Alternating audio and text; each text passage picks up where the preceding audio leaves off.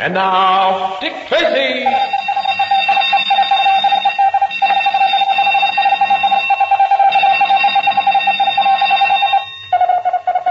This is Dick Tracy on the case of the positive negative. Stand by for action. Let's go, men.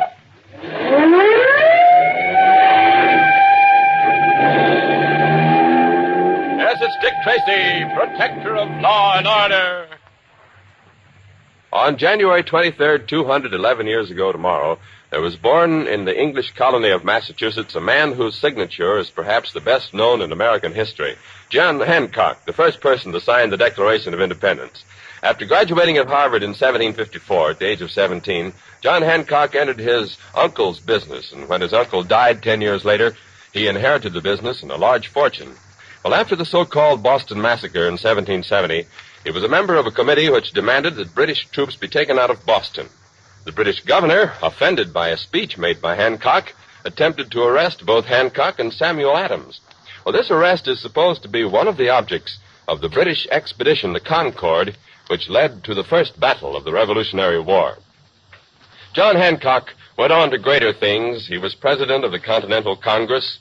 He was, of course, the first signer of our Declaration of Independence, and his last office was president of the convention that adopted the federal Constitution. And so, Tracy fans, let's all join in saluting John Hancock, a great American patriot whose birthday anniversary will be celebrated tomorrow. And now, Dick Tracy. Tiptoes, the sinister news photographer, attempted to start a fire in a warehouse yesterday, but the plan was not quite successful. He did manage to get some good pictures, however, when one of the fire engines overturned on its way to the fire. Well, meanwhile, Dick Tracy and Pat Patton, convinced that the fire was set by Tiptoes, investigated and discovered that the night watchman had been bound and gagged and left to die in the intended fire. And now, as they drive back to the station house, Pat Patton turns to Dick Tracy and says, Richard, it's just got to have been Tiptoes who started that fire. I think you're right, Pat. Nobody else could have sneaked up so quietly on the night watchman. Yeah, it gives us a new slant of this character, all right. It certainly does, because whoever started that fire is a killer. He left that night watchman bound and gagged to face certain death in the fire. The only reason he didn't die was because the building was equipped with a smoke detector. And all of that fits in with what Junior told us about Tiptoes bungling. A careful person who knew as much about that warehouse as Tiptoes seemed to know would have found out that it was equipped with a smoke detector and was a poor place to start a fire. Yeah, and remember the rope that tied up the night watchman? It looked as though it had been tied by somebody who'd heard and not described, but had never actually seen one. Yes, it all adds up to the very strong possibility that it was Tiptoes. But unfortunately, that's all it adds up to. But surely it's enough to arrest him on. Oh, think a minute, Pat. What evidence will we give to the DA? Somebody sneaked up quietly behind the night watchman. Tiptoes can sneak quietly. Somebody tied sloppy knots. Tiptoes ties sloppy knots. How long would that stand up? Well, but what about that interval timer that was used to start the fire? A gadget with the serial number destroyed and of a type sold in every hardware and photographic supply store in America? Try again. Well, what about us seeing him hurrying away from the scene of the fire? Hours after the watchman was tied up, and probably with a perfectly legitimate set of news pictures in his camera. Pat, if you want to pick up a paper at this corner, I'll be willing to bet that one of those pictures will be on the front page. So soon? I'd bet 100,000 that it isn't. You're on.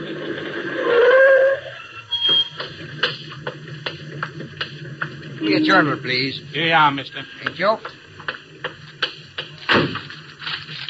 Well, Mr. Tracy, this is one time that you're going to... But what do you know? That makes $4,800,000 that you owe me. You'll have to settle up one of these days. Yeah, I guess I'll just have to bust open my piggy bank. Now, let me see the paper. Here, read it and weep. Spectacular picture of burning fire engine taken at the corner of North and Pine by the well-known news photographer Otto Focus. Firemen may be seen giving first aid to two of their fellow members who were hurt in the crash. How do you like that? I don't, but it's just what I expected. It gives him a perfect alibi for his speeding. And what can we do? No fingerprints. Nobody saw him go into the building or even saw him in the vicinity when the watchman was attacked. Absolutely nothing. Yeah, but what about Junior? Yes, that is something we can do. We've got to warn him that he's working for a dangerous killer. Which, if I know Junior, won't stop him. No, but it'll slow him up. Come on, Pat. Let's get to a telephone.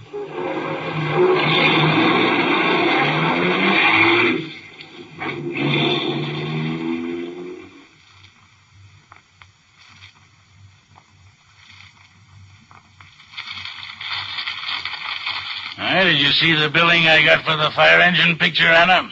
How could I miss it? Very gratifying, very. Spectacular picture. Otto Focus, well-known photographer.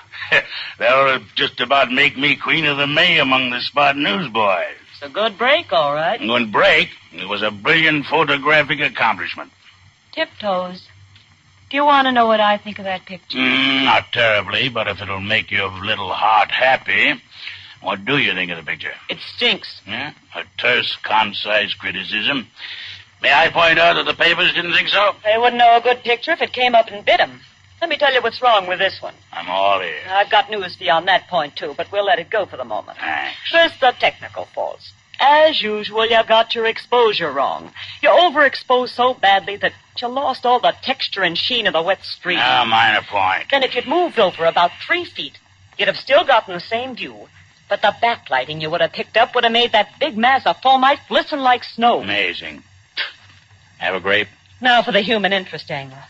I can see from the direction in which the fire chief's walking that if you'd waited just a split second longer, he would have moved enough to allow you to have gotten a clear shot of the injured fireman's face. Much more powerful, much more dramatic. Promise the only way to take news shots is to be the first one at an accident. Step up to it, point your camera, and click the shutter. Yeah. You sure you won't have a grape? No, thanks. Oh, I know there's no use talking to you because people keep paying you for these atrocities you call pictures. Quite right, my dear. You're just not commercial, that's all. Tiptoes, that does it. First you start a fire. Then you bungle it so completely that all you get out of it is about 2 bits worth of smoke. And then, with the luck of the Irishman who fell into the pigsty, a fire engine obligingly turns over right in front of your camera. And so that makes you a great photographer. Really delicious grapes. Can't you stop eating for a minute? If you get any bigger, you won't be able to get into your car. The day that someone hears me walking up behind them will be the day that I start to diet. Might also be the day you die. You know, you're a very morose person, always talking about death. Can't we talk about something else?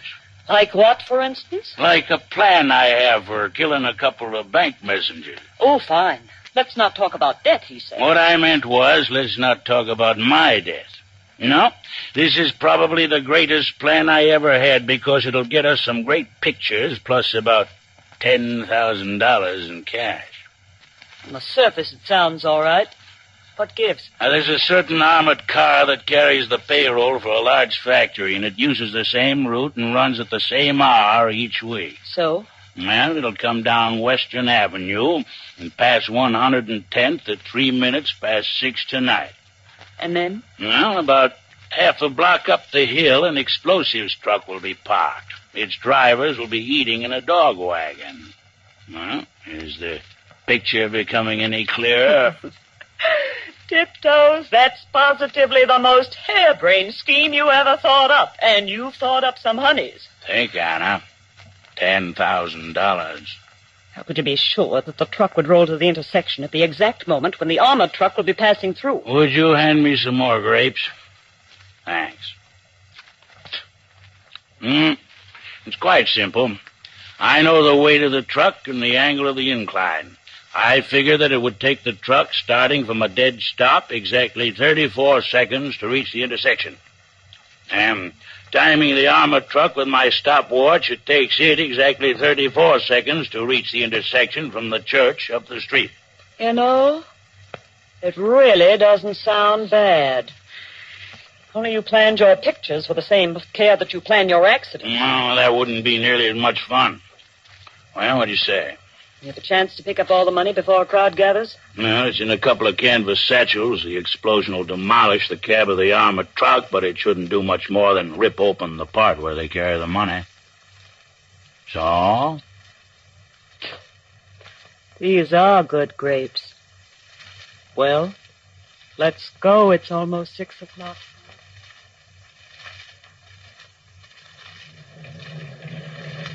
There's the dog wagon. And there's the truck in front. Which one is the explosive The one with all the colored lights, the Christmas tree truck drivers call it. All explosive trucks have to be lit up that way. There's one thing that's been bothering me. We know the truck will roll straight after I release the brakes. Well, that type of truck has a lock on the steering wheel as well as on the ignition. That means that the wheels are locked straight, and there's no one parked between it and the corner. Okay. Now, let me get this straight. I climb up in the cab, and I release the brakes, then jump to the ground and walk away. All right. Everybody's inside getting ready for dinner. I'll drive alongside the truck, and you open the door and stand up on this seat. When I say now, you start the truck to rolling. I get it. And I'll turn the car into the side street and come out at the intersection a few seconds after the crash. With luck, the street light should be blown out so that it'll be dark when I pick up the money. What'd you switch the motor off for? Patience. The armored truck hasn't come over the hill yet. Give me some more grapes. We haven't got any more. Have a walnut. Thanks.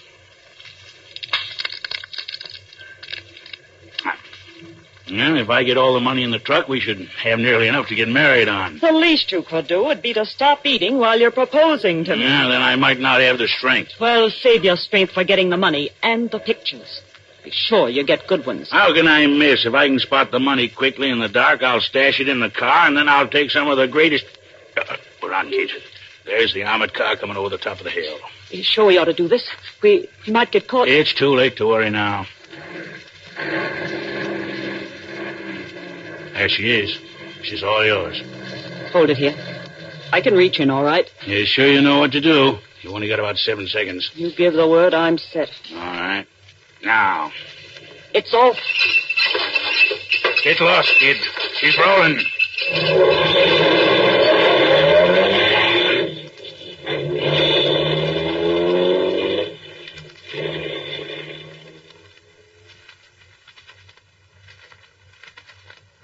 In a moment, we'll return to Dick Tracy. But first... Hey, kids, what does Saturday mean to you?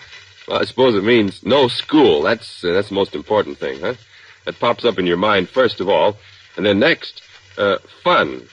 Of course, everybody likes to have fun on Saturdays. Well, here's an extra special way to enjoy yourself Saturday mornings. Just gather around that radio of yours and listen to the Abbott and Costello Kids Show. Now, here's a show that was designed just for you, just like Dick Tracy, with those famous comedians Abbott and Costello up to all sorts of hilarious goings-on. Abbott and Costello conduct a whole bunch of contests on their Saturday morning fun fest. So why not see if you can outguess the contestants? In addition to this, you'll hear from many of your favorite stars of stage, screen, and radio. Youngsters, of course, stars like, well, Butch Jenkins and Margaret O'Brien. And the biggest feature of all, each week there's a Lou Costello Award of the Week, a $500 bond, which goes to the boy or girl who has performed the outstanding deed of the week. It really sounds like a lot of excitement, and it is. Every Saturday morning, the Abbott and Costello Kids Show gets underway. Means prizes and surprises galore, so be sure to tune in to the Abbott and Costello Kids Show this Saturday morning. Now, back to Dick Tracy. My truck! She's running away! She's loaded with TNT! It's going to hit an armored truck.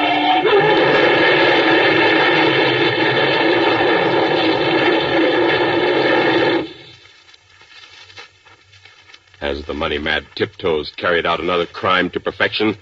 Or has there been a slip-up? Better be sure to tune in tomorrow for the adventures of Dick Tracy. This is George Gunn speaking.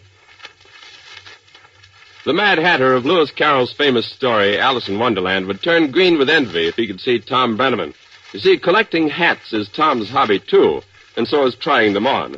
And if the Mad Hatter makes you laugh when you read about him, you should see Brenneman. But, of course, you don't necessarily have to see in order to believe what I've just told you. You can just listen in to his Breakfast in Hollywood show, which we bring you over most ABC stations. Now, here's a program that'll cheer your spirits for the day. So don't forget, for a barrel of good fun, start tomorrow to make it a weekday morning habit to join Tom Brenneman for his Breakfast in Hollywood show on most ABC stations. This is ABC, the American Broadcasting Company.